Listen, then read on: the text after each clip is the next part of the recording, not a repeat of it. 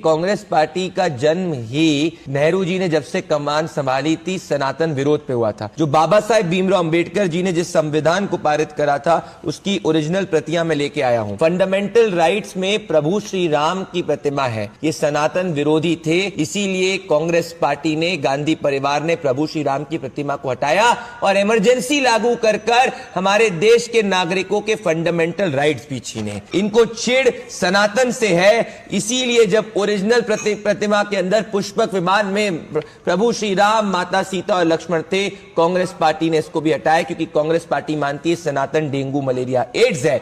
उस ओरिजिनल प्रतिमा में भगवान शिवाजी महाराज और गुरु गोविंद सिंह जी भी थे।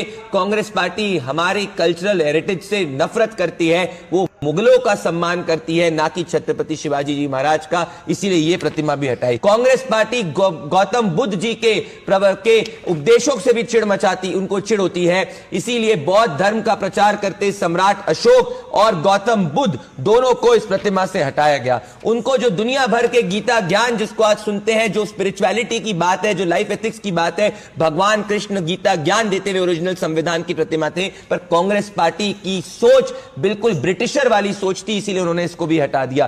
कांग्रेस पार्टी को चिढ़ भगवान महावीर से भी है, इसीलिए जो महावीर जी की प्रतिमा थी तप में लीन महावीर, उसको भी हटा दिया। कांग्रेस पार्टी मानती थी कि आजादी सिर्फ नेहरू जी की देन है, इसीलिए आईएनए झंडे को सैल्यूट करते हुए नेताजी सुभाष चंद्र बोस की भी प्रतिमा उन्होंने संविधान से हटा दी। कांग्रेस पार्टी को चिढ़ मचती थी कि हमारे खुद के सांस्कृतिक धरोहर एजुकेशन इंस्टीट्यूशन से, इसीलिए नालंदा विश्वविद्यालय तक की प्रतिमा को कांग्रेस पार्टी ने हटा दिया। कांग्रेस पार्टी ने 70 साल में गंगा को क्लीन नहीं किया, क्योंकि गंगा सनातन संस्कृति और हिंदुओं की प्रतीक है, इसीलिए गंगा अवतरण का दृश्य तक कांग्रेस पार्टी ने हटा दिया। और यह सिर्फ यहीं तक सीमित नहीं था अशोक जी, माता सीता की तलाश में हनुमान जी जो सत्य की जीत बुराई के ऊपर दिखाते हैं, उसको तक इन्होंने हटा दिया। तो ये बात सिर्फ कांग्रेस के डीएनए की है, वो ब्रिटिश कॉलोनी के रूप में हमारे देश को चलाना चाहती थी, और इसीलिए राहुल गांधी ने ये संविधान तक की एम्प्टी कॉपी को अपने कांग्रेस के अधिवेशन में दिया, ना कि फुल कॉपी। भंडारी, लेकिन आपने जो तस्वीरें दिखाई, एक तस्वीर उसमें मिसिंग है, उसमें अकबर की भी तस्वीर थी संविधान में। हम बिल्कुल